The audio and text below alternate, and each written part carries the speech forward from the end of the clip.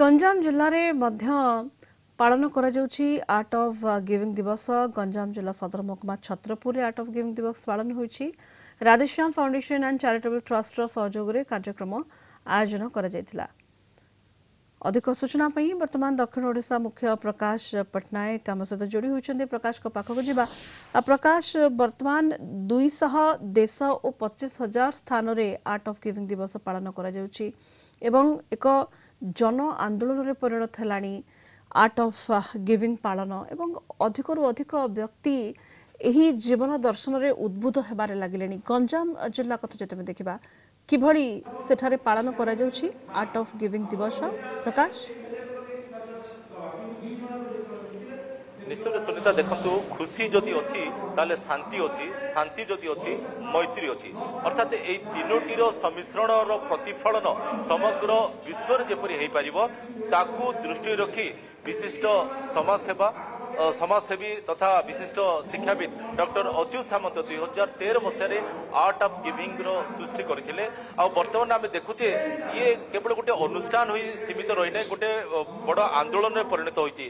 केवल ओडिशा भितर सीमित रही कि भारत वर्ष भितर ये सीमित रही, समग्र विश्वर विभिन्न देश में यह गोटे दिन में पालन कराउछि। जेमति आम देखिले गंजाम जिलार सदर महकुमा छत्रपुर ठारे पालन कराउछि।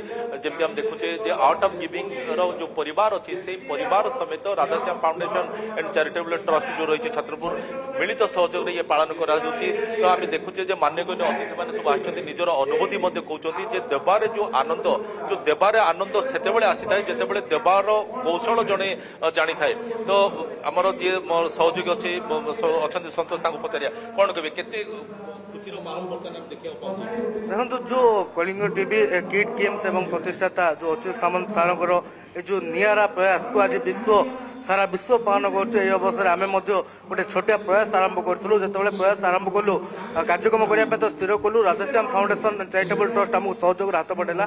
बर्तमान आम देखुचु बहुत लोकों मन में आग्रह रही लोक आसी आग्रह प्रतिफलन आम देखुचे समस्ते निज निजर अनुभूति कहते और समस्ते जो भाव में उद्बुद्ध होती आर्ट ऑफ गिविंग जो कार्यशैली रही तार जो सृष्टि होती जो डॉक्टर अच्युत सामंत जो सृष्टि कर 2013 मसीह प्रति वर्ष या विभिन्न स्थान में पल्ली आरंभ कर सहर पर्यंत सहर आरंभ कर आपणकर समग्र भारत वर्षर विभिन्न सहर कथा कहतु कि विश्वर विभिन्न देश कथा कहतु विभिन्न देशर विभिन्न सहर कथा कहतु सबुठी ये पालन कराउछि।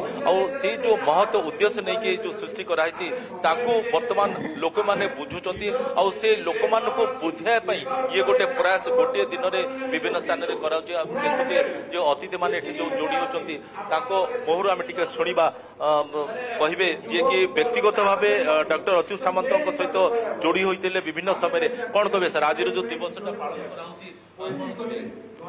कर खूब भल जिन सारा विश्व आर्ट ऑफ लिविंग जहाँ दरकार समस्त आगबर ही आसवा दरकार।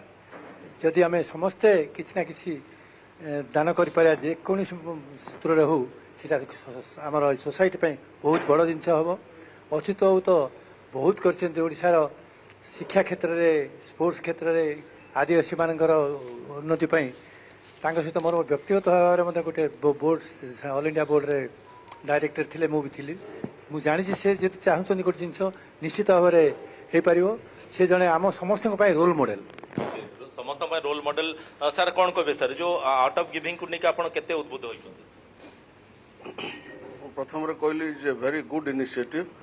ओडिशा रे अच्युत सामंतर अवदान सार जो कहले प्रफुल्ल बाबू जे शिक्षा सामाजिक समस्यार जो उत्थान करने जो ट्राइबल लोकों जो अवदान ये अतुलनीय। समाज रे ए टाइप रो रोल मॉडल क्रिएट हेलेगा नुआ युवपीढ़ी निश्चित रूपे उद्बुद्ध हेबे और या सहित तार प्रभाव पड़ो केवल गोटे भितर सीमित रही देशरू देश कथा कहवा सहरु सहर कथा कहवा यह गोटे आंदोलन जेहेतु बर्तमान परिणत होती आर्ट ऑफ गिविंग आर प्रभाव रे आगु अनेक समाजसेवी सृष्टि प्रकाश कहले समाज यार प्रभाव सुदूर प्रसारी रही लोकों भितरे एहाको नहीं जागरूकता एवं लोक माने एही जीवन दर्शन में उद्बुद्ध होती विभिन्न स्थान में एभली कार्यक्रम मान आयोजन होची तार प्रमाण। बहुत बहुत धन्यवाद आपको प्रकाश समस्त सूचना प्रकाश पटनायक आम सहित जोड़ी होते दक्षिण ओडिशा मुख्य अधिक सूचना देते।